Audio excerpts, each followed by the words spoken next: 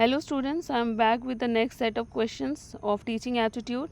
So which of the following is not a characteristics of a good teaching?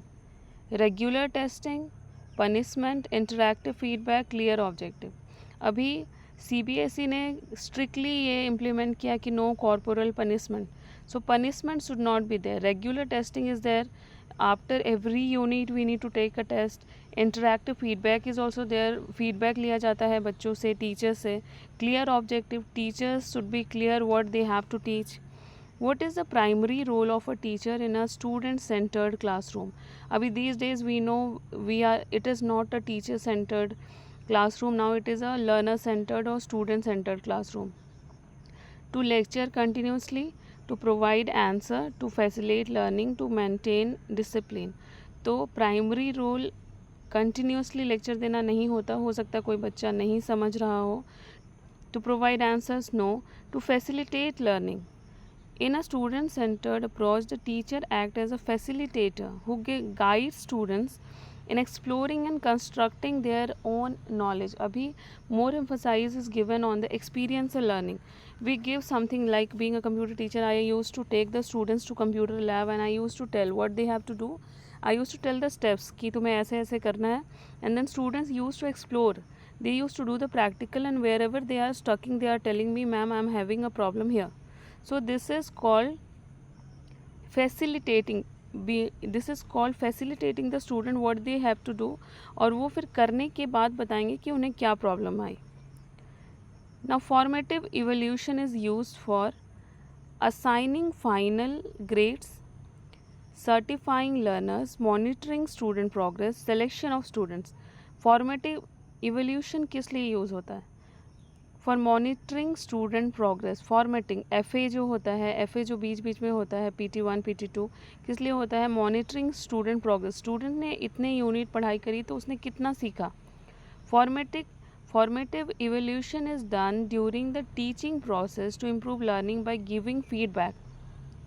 और फिर students से at the end of the her unit क्या लिया जाता है? फीडबैक लिया जाता है. A teacher is said to be democratic if he or she dictate notes, encourage students to participate in decision making, maintain strict discipline, has complete control over the students. एक teacher democratic होता है. Democratic मतलब होता है सबकी सुनना. कब? जब वो encourage student to participate in decision making. अभी you are a good student if you are a good decision making capacity. If you cannot make a decision what you have to do, which is good decision, which is bad decision, then it will be a problematic situation for you in the future.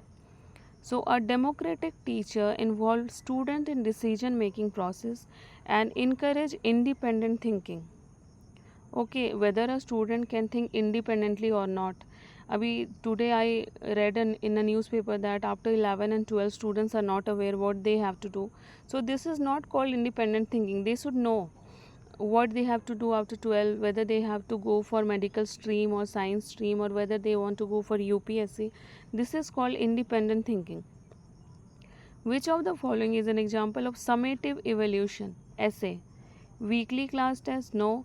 Oral feedback? No. Final semester examination? Yes.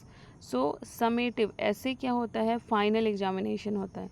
Summative evaluation assess the overall achievement at the end of the instructional unit. In teaching, the term feedback refers to, feedback मैं communication में भी पढ़ाती हूँ. What is feedback? Retesting, assignment submission, response given to the learner about the performance, giving graph. So what is feedback? Response given to the learner about their performance. Feedback is important.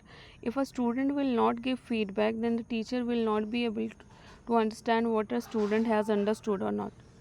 What is the meaning of reflective teaching?